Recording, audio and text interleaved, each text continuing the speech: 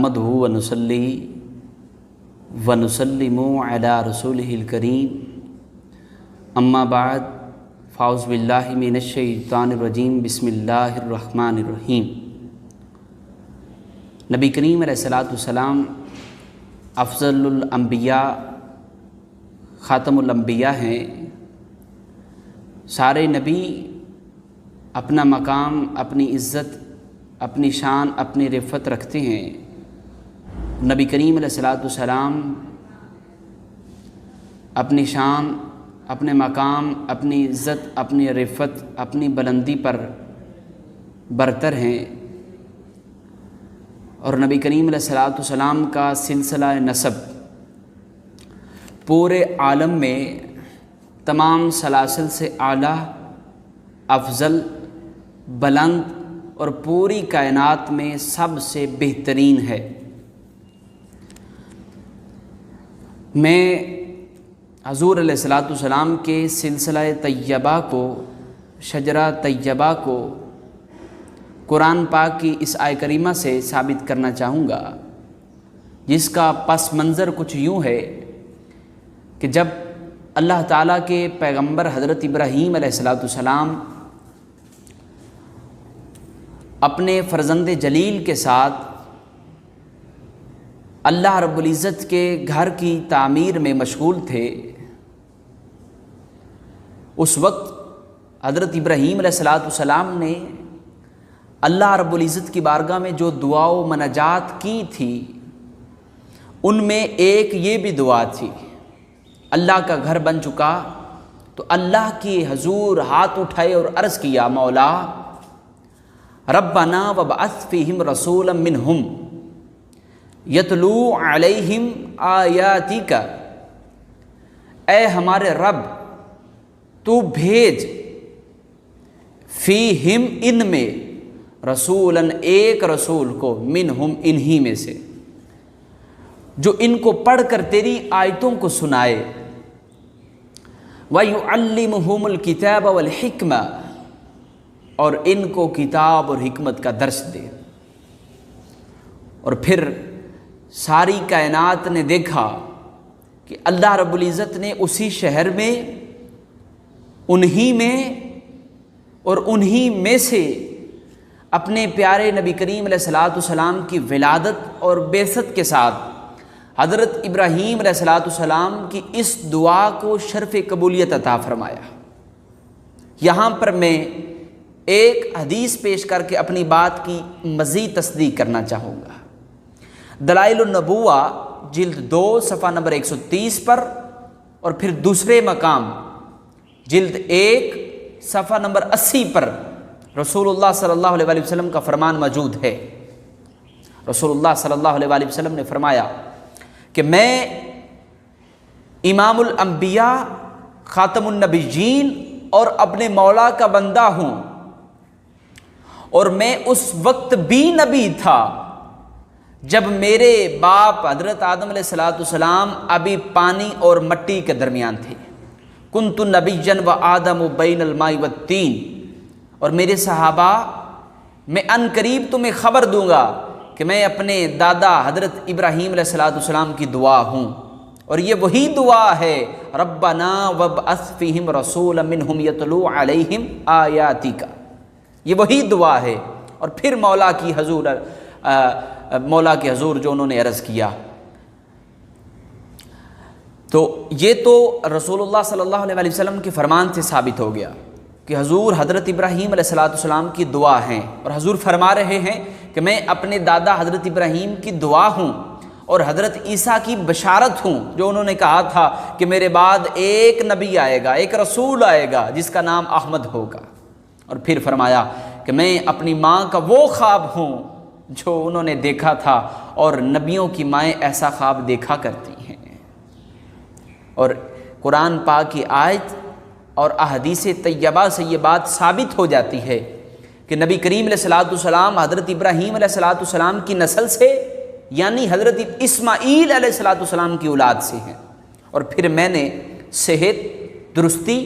और सकाहत के एतबार से इस सिलसिले नसब को दो हिस्सों में तकसीम किया है। پہلا حصہ حضرت عبداللہ سے لے کر حضرت عدنان تک، یعنی حضور علیہ الصلوۃ والسلام کے سلسلہ نسب میں جو 21ویں نمبر پر حضور کے دادا آتے ہیں عدنان، وہاں تک، اور اس سلسلہ نسب میں کوئی بھی شک کی گنجائش باقی نہیں ہے۔ اور اس سلسلہ نسب کو نبی کریم علیہ الصلوۃ والسلام نے خود بیان فرمایا ہے۔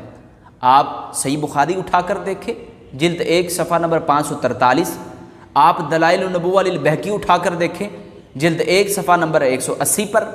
آپ السیرۃ النبویہ لابن ہشام اٹھا کر دیکھیں، جلد 1 صفحہ نمبر 39 پر، وہاں پر نبی کریم علیہ الصلوۃ والسلام نے خود اپنے سلسلہ نسب کو حضرت عبداللہ سے لے کر عدنان تک بیان فرمایا ہے۔ وہاں پر یہ بات لکھی ہے کہ محمد بن عبداللہ بن عبد المطلب بن ہاشم بن عبد مناف بن قصی بن کلاب بن مرہ بن کعب بن لوئی بن غالب بن فہر بن مالک بن نذر بن کنانہ بن خزیمہ بن مدرکہ بن الیاس بن مزر بن نزار بن ماد اور بن عدنان، یہ وہاں پر لکھا ہے، آپ دیکھیں وہاں پر خود جا کر۔ اور پھر دوسرا جو سلسلہ نسب حضور کا حضرت عدنان سے لے کے حضرت ابراہیم تک، اس میں یہ بھی درست ہے لیکن پہلے کی نسبت اس میں کچھ کمزوری پائی جاتی ہے۔ وہاں پر یہ لکھا ہے، ابن ہشام میں آپ پڑھیں، وہاں پر کچھ اس انداز سے لکھتے ہیں، وہ کہتے ہیں کہ عدنان بن عود بن حمیسہ بن سلامان بن اوس بن بوس بن قمبال بن ابی بن عوام بن حزہ بن بلداس بن یدلاف بن طابخ بن جاہم بن ناہش بن ماخی بن ایس بن ابقر بن عبید بن الدعا بن حمدان بن سنبر بن یثربی بن یحزن بن یلحن بن ارعوی بن ایس بن دشان بن ایسر بن افناد بن ایہام بن مقصر بن ناحس بن زارح بن سمی بن مزی بن اودا بن عیران بن قیدہ بن اسماعیل اور بن ابراہیم۔ یہ سلسلہ نسب ابن ہشام میں لکھا ہے اور کہا گیا ہے یہ حصہ درست ہے لیکن پہلے حصے کی بنسبت یعنی حضرت عبداللہ سے لے کر عدنان تک اس کی نسبت یہ حصہ کمزور ہے۔ اور پھر تیسرا حصہ حضرت ابراہیم سے حضرت آدم تک، اس میں کچھ ضعف پایا جاتا ہے، اس میں مزید کمزوری ہے، لہٰذا میں نے مناسب نہیں سمجھا کہ اس حصے کو بیان کیا جائے۔ لیکن میں اتنا آگاہ کر دوں کہ حضرت اسماعیل سے لے کر حضرت آدم تک حضور کے پورے شجرہ طیبہ میں صرف 6 نبی گزرے ہیں، 6 نبی، حضرت اسماعیل، حضرت ابراہیم، حضرت نوح، حضرت ادریس، حضرت شیث اور حضرت آدم علیہ السلام، یہ 6 نبی گزرے ہیں۔ حضور علیہ السلام سے لے کر حضرت آدم تک حضور کے سلسلہ نسب میں کوئی نبی نہیں، صرف 6 نبی ہیں، 6 نبی ہیں۔ اور پھر مزے کی بات، عدنان سے لے کر اسماعیل سے لے کر عدنان تک اور عدنان سے لے کر حضرت عبداللہ تک کوئی نبی بھی حضور کے سلسلہ نسب میں نہیں ہے۔ اللہ نے گوارا ہی نہیں سمجھا کہ جس سلسلہ نسب میں میرا حضور، میرا مصطفیٰ صلی اللہ علیہ وآلہ وسلم آئیں، اللہ تعالیٰ نے یہ گوارا ہی نہیں سمجھا کہ میں اس میں کوئی نبی اور رسول بھیجوں۔